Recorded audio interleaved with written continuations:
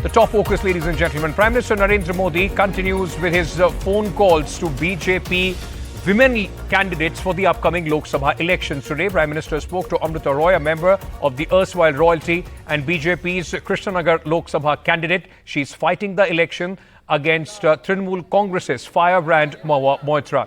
During the conversation, the Prime Minister said the BJP was committed to uprooting corruption in the country. Amrita ji नमस्कार। नमस्कार मोदी जी, आपका बहुत आभारी हूँ। आप मुझे चांस दिए हैं लोगों की सेवा करने के लिए। हम 100% कोशिश करेंगे। आपका चुनाव अभियान कैसा चल रहा है? अभी तो हम निकले हैं, तो एक बीजेपी को उनका पिता का देहांत हो गया, हम इधर ही आए हुए हैं, तो अभी वापस जाके हम प्रचार में ही निकलेंगे। अमृता जी, आप महाराजा कृष्णराय चंची की विरासत को आगे ले जा रही है। अमृता जी, बचपन में हमारे यहाँ हम लोगों को जो पढ़ाया जाता था उसमें कृष्णचंद्र राय की समाज सुधार का काम, बंगाल के विकास का काम, बंगाल के विकास के मॉडल, ये सब सुनने को मिलता था बचपन में। अब देखिए, ये वोट बैंक की राजनीति करने वाले लोग हैं तो बहुत ही अनाप शनाप आरोप लगाएंगे। वो तो बिल्कुल ही अलग सा अनुभव है, वो हम एक्सप्रेस कर नहीं सकते, क्योंकि इतने बड़े नेता के पास से फोन आना तो हमका कल्पना में भी नहीं थे। ये एक आशीर्वाद है मेरे लिए। ये तो हम एक आइडियोलॉजी के हिसाब से लड़ रहे हैं, हम तो पर्सनली हम नहीं लड़ रहे। उनका आइडियोलॉजी अलग है, हमारा आइडियोलॉजी अलग है। सो इसमें क्लैश होने का बात ही नहीं है, क्योंकि हम ये पर्सनल अटैक्स में बिलीव नहीं करते हैं। संदेश कली से भी हमारी बहनों ने, बेटियों ने वो आवाज उठाई जो एक महिला मुख्यमंत्री और उसके ऐसे शासन के खिलाफ थी जहां शासन चरमरा गया है, कुप्रबंधन है, भ्रष्टाचार है, संरक्षण उन लोगों को है जो बहन बेटियों के साथ बलात्कार अत्याचार करते हैं।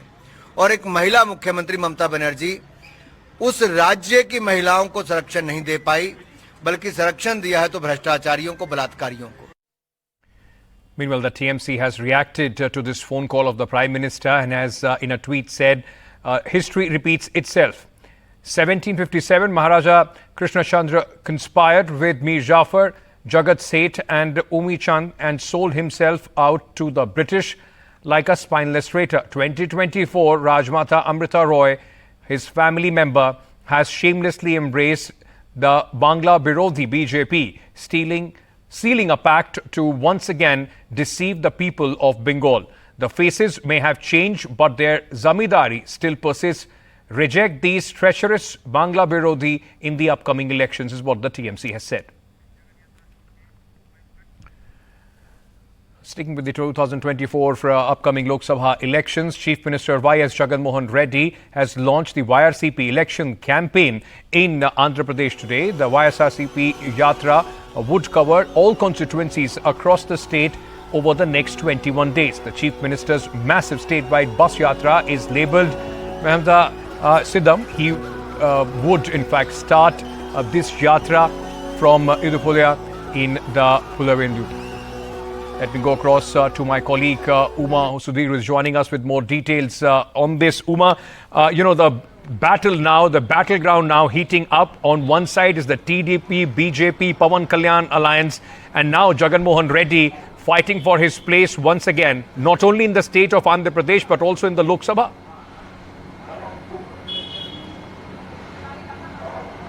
Yes, indeed. For Jagannathan Reddy, at one side, if you see, the only campaigner, the big campaigner in the YSRCP is Jagannathan Reddy. On the other side, you have a Chandrababu Naidu, you have a Pawan Kalyan, and you have the array of BJP leaders, including the Prime Minister, who has already been there once and is expected to be there at least 2 or 3 times more. There are about 45 days left.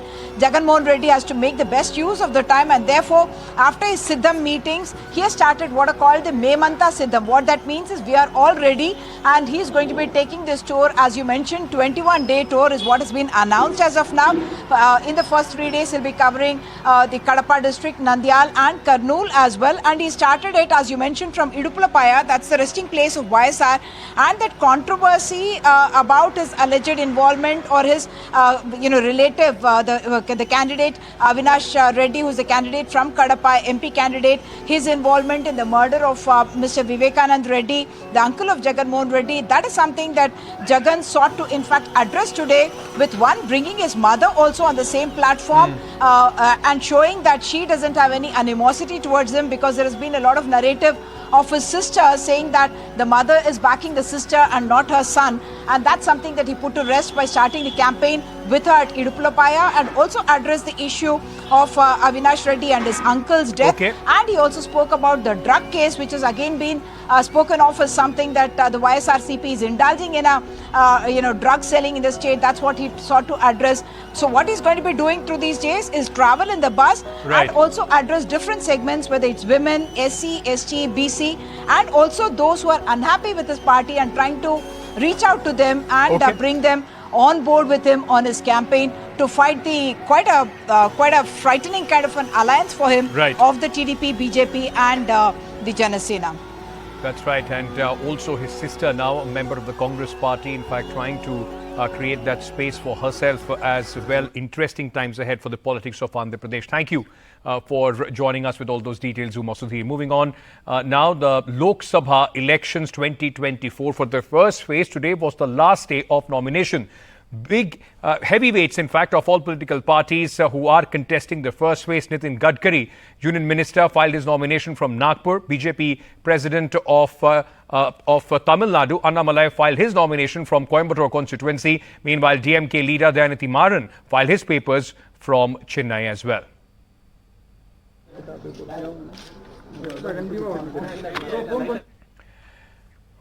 Coming back to the national capital, Delhi Chief Minister Arvind Kejriwal did not get any relief from the Delhi High Court today. Notices have been issued on his plea, the bail plea of Mr. Kejriwal to the Enforcement Directorate. The next date of hearing in this case is April 3rd. The Enforcement Directorate has been given time till April 2nd to file their response. Aishwarya, many in the Aam Aadmi Party would say that possibly Mr. Kejriwal and his family were not expecting some sort of an immediate relief. ED wanted time to reply. The process is going on.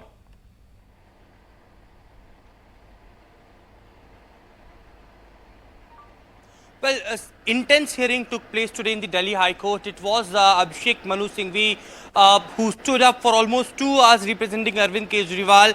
It was early, a few minutes, when it was requested by Abhishek Manu Singhvi that please hear me, because it was first initial submissions made by SV Raju that they need at least 2 weeks to 3 weeks of time to reply on the main petition of Arvind Kejriwal's bail plea, and therefore the reason only after that the hearing should take place.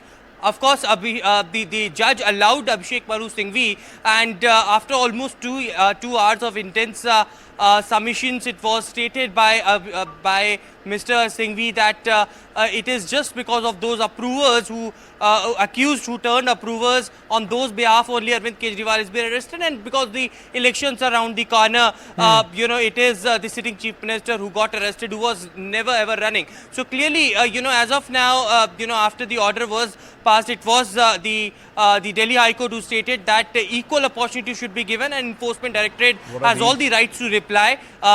Till April 2nd, the time had been given, and on 3rd of April, without any adjournments, the order will be passed on the bail hearing. Right. So clearly, for the next few days as well, Arvind Kejriwal has to remain in ED custody, but tomorrow being a very important day, he will be produced before the Rouse Avenue Court.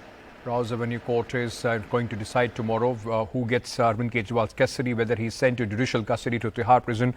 All those things, in fact, will be covered here on NDTV. Thank you, Aishwarya, for joining us. Moving on now, the government on Wednesday held a 40-minute meeting with United States Acting Deputy Chief of Mission Gloria Barbena, who was summoned to the External Affairs Ministry in Delhi's South Block. Details of the meeting have not been released yet, but this comes a day after US State Department spokesperson said it is monitoring reports of Delhi Chief Minister Arvind Kejriwal's arrest and called on New Delhi to ensure a fair and timely legal process for the jailed Aam Aadmi Party leader. The United States Department's comments came in turn days after Germany's Foreign Office also stressed that Mr. Kejriwal, like any other Indian citizen, is facing charges and is entitled to a fair and impartial trial. India has strongly objected to what was said by the State Department spokesperson, and India has clearly said that this is not acceptable. They said that the US State Department has made certain comments about legal proceedings in India. They have not named Kejriwal, but they said that it is a legal proceeding, and in a diplomacy that the states should refrain from doing this. They have said they should be respectful of the sovereignty of another state, internal affairs of another state. Now, this is something which has come after one more comment which was made by the spokesperson of German Foreign Ministry. That time as well, the envoy here, the diplomat here, was summoned to the Foreign Ministry here, External Affairs Ministry here. Now, with 40 minutes meeting between US DCM, the Deputy Chief of Mission here, and the officials in South Block, it is quite clear that India is not ready to hear this kind of comments again and again. So this is a message not only to the US, for which it is the second time that this kind of thing has happened, because earlier there was a comment about CAA when India had reacted very strongly to it, saying that people who do not know about the culture and history of India shouldn't be talking about it. So this time the envoy was, US envoy was, the diplomat was summoned, a 40-minute meeting took place, and after that this statement has come out where India has also said that in India legal proceedings are free, fair and independent and committed to objective and timely outcomes, and casting aspersions on that is unwarranted. Now that is a message to other countries as well, that this kind of meddling or this kind of comments on internal affairs of India would not be welcome at all, and this is this objection has made it very clear for everyone else. That was my colleague Kantamani Sharma, in fact, giving us a lowdown of what happened. Moving on, now, Election Commission of India sent a notice to Congress leader Supriya Srinath over a post on actor Kangana Ranaut. Remember, Ranaut is being declared as the 2024 Lok Sabha candidate for Himachal Pradesh's Mandi Lok Sabha constituency. The EC said the comments by Ms. Srinath are prima facie violative of the Model Code of Conduct, and she is required to respond by March 29, 5 p.m. Election Commission has also issued notices to BJP MP and senior leader Dilip Ghosh of West Bengal over identify her father jibe at Chief Minister of West Bengal, Mamata Banerjee. Just to try and understand how this is playing out in both Himachal Pradesh and West Bengal, let me bring in my colleagues Mohammad Ghazali, who is joining us at this moment to give us a perspective on Ms. Srinath's remarks on Kangana Ranaut, and also Saurabh Gupta, who is joining us from Kolkata. Mohammad Ghazali, first of all, this has given Kangana Ranaut and the Bharatiya Janata Party a massive, sympathy factor in Mandi. How is it being played out as far as the politics is concerned in Himachal Pradesh? See, the BJP has decided to exploit this issue or use it in the campaign against Congress party on multiple fronts. This is just not one sexist comment, which actually it is. But there are many other issues which the BJP is trying to fix or associate with this topic. One, Kangana Ranaut herself has said that perhaps this is an attack on the holy town of Mandi, which is perceived as mini Kashi by the Hindu devotees. So this is one issue on which the BJP is going to certainly target the Congress party on the issue of how Congress is perceived to be anti-Hindu, is what the allegation of BJP is. More than that, on the women's issue, even the Prime Minister is talking to most of the women candidates which has been fielded by the BJP in these elections. So somewhere on the issue of how both the parties treat their women candidates, and Congress will have to do a lot of explanation as far as the attack and BJP's counter will grow on this particular issue. While the Bharatiya Janata Party, Saurabh, on Kangana Ranaut is aggressive, talking about the sexist remark, it's their own leader who has made a crass remark on the Chief Minister of West Bengal. How is that playing out as far as the politics of West Bengal is concerned?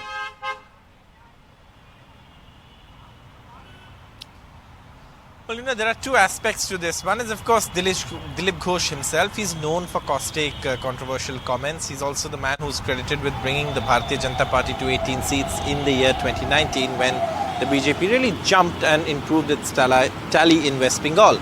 But beyond that, the BJP has now sent Dilip Ghosh a notice, is what we've been given to understand. And that is because this strays from the line the BJP has been taking. An example, West Bengal, the BJP has been focusing on women's issues.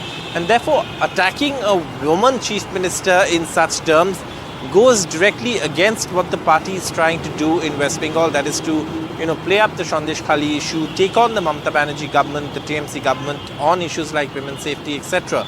So it is a huge distraction for the party when it's trying to lodge a campaign around those lines. And Dilip Ghosh's comments is seen as an aberration from what the party has been saying, and therefore they've sent him a notice, and the Election Commission also has sent him a notice. But Dilip Ghosh is someone who, over the last few months, many have felt has already been sidelined in the party. Right. For example, his constituency was changed from Mednipur to Bardhaman Durgapur. So, in that context, many also see it as perhaps that, Dilip Ghosh is no longer as much valued in the BJP in Bengal as perhaps he used to be earlier. And therefore, the party itself has sent him a show cause notice. Okay. Sort of. Thank you also thanks to my colleague Mohammad Ghazali for joining us at this moment. The election campaign has begun, ladies and gentlemen, but laced with misogyny and sexist comments. Moving on now, Enforcement Directorate has filed a case against Kerala Chief Minister Pinarayi Vijayan's daughter over alleged illegal payments from a mineral firm. The payments were made to the tune of rupees 1.72 crores, which is under the investigation. These payments were made to Kerala Chief Minister Pinarayi Vijayan's daughter, Veena, her IT firm SFIO, and the tax department was already probing the matter. Moving on, a fresh crack in the MVA alliance in Maharashtra. The Congress is upset over Uddhav Thackeray, in fact, announcing candidates without the final consultations of the alliance partner. The Uddhav Thackeray Sena has announced candidates in Sangli and Mumbai. These seats were, in fact, a bone of contention between both the Congress and the Shiv Sena Uddhav Thackeray.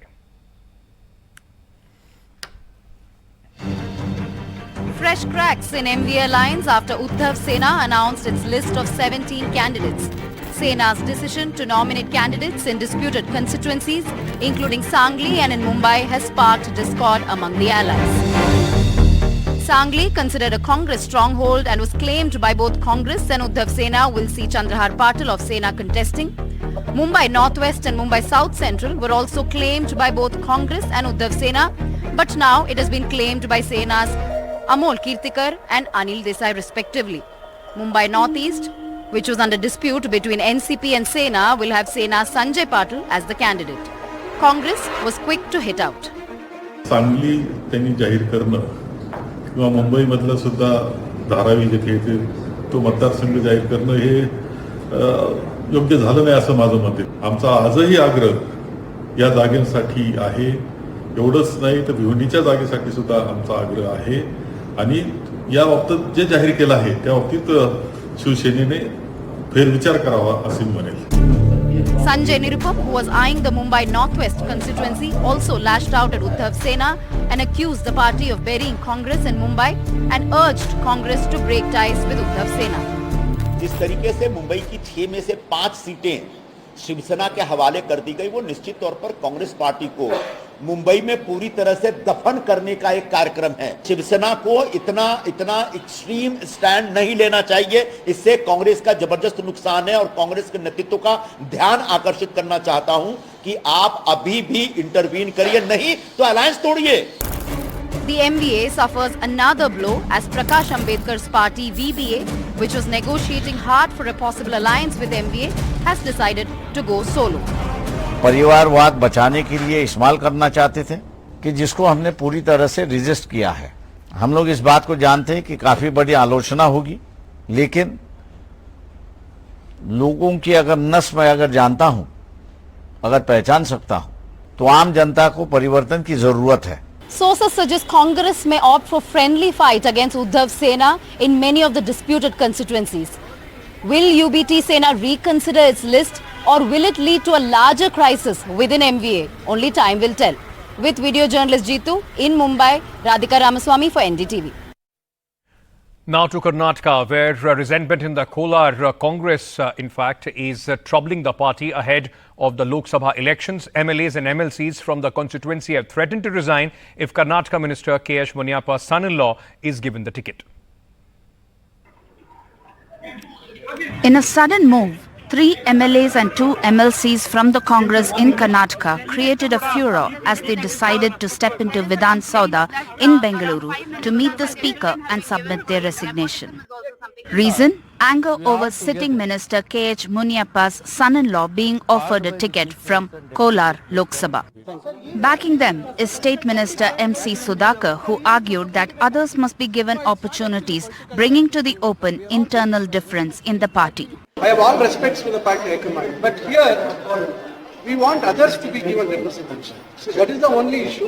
And since some people are trying to put pressure on the high-command to get the seats, we thought we can, there's no point continuing, but rather sit back at home rather than continuing. While the Congress High Command has bought some time to arrive at a mutual decision and look at a neutral candidate instead, K.H. Munyappa has expressed surprise. Unfortunately, it has reached to the peak. I was surprised on that issue because we all together, called by the Chief Minister and Deputy Chief Minister, we met, and all MLAs. Together, we have taken a decision. It will leave it to the High Command. 7-time MP K.H. Munyappa lost seat in 2019. Munyappa wants his son-in-law to contest 2024 Lok Sabha election. SC subsections in Karnataka divided into left and right. K.H. Munyappa belongs to scheduled caste left. Local MLAs backed by former Speaker Ramesh Kumar want scheduled caste right candidate. Rebellion seems to be a common phenomenon in the BJP too. 2 BJP supporters even attempted suicide after B.V. Naik was denied the ticket in Raichur. And senior leaders are busy trying to placate dissenting factions. There is no anything in Chikmagalur now. Mysore also cool. I went to Bidar. Once again I will go and meet Madhuswamy. That will be cool. Only one person, no other there.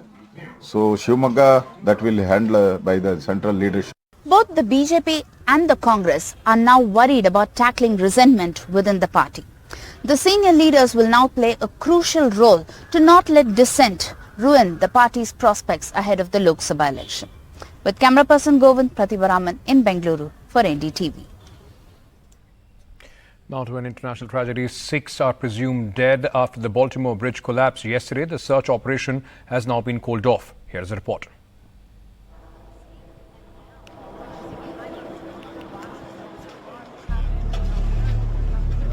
A day after the shocking bridge collapse incident in Baltimore, rescue operations have been suspended for the 6 missing people as they are presumed dead. The US Coast Guard has ruled out the possibility of finding anyone alive after the 2 people rescued on Tuesday. We are going to suspend the active search and rescue efforts. Coast Guard's not going away, none of our partners are going away, but we're just going to transition to a different phase. According to reports, the 6 missing people were part of a road construction crew. They fell into the river after Baltimore's Francis Scott Key Bridge collapsed as a result of being struck by a 984-foot cargo ship. All the 22 members on board the ship were Indians, but it was guided by 2 local pilots when it crashed into one of the pillars of the bridge. Moments before collision, the ship's crew issued a mayday call that allowed authorities to stop traffic before impact and likely saved lives. Meanwhile, a terrorism angle has been ruled out. Everything so far indicates that this was a terrible accident. At this time, we have no other indication, no other reason to believe there's any intentional act here. Personnel on board the ship were able to alert the Maryland Department of Transportation that they had lost control of their vessel, as you all know and reported.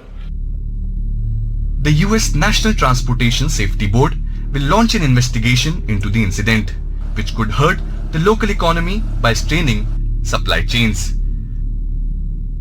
With Vishal Vivek, Bureau Report, NDTV.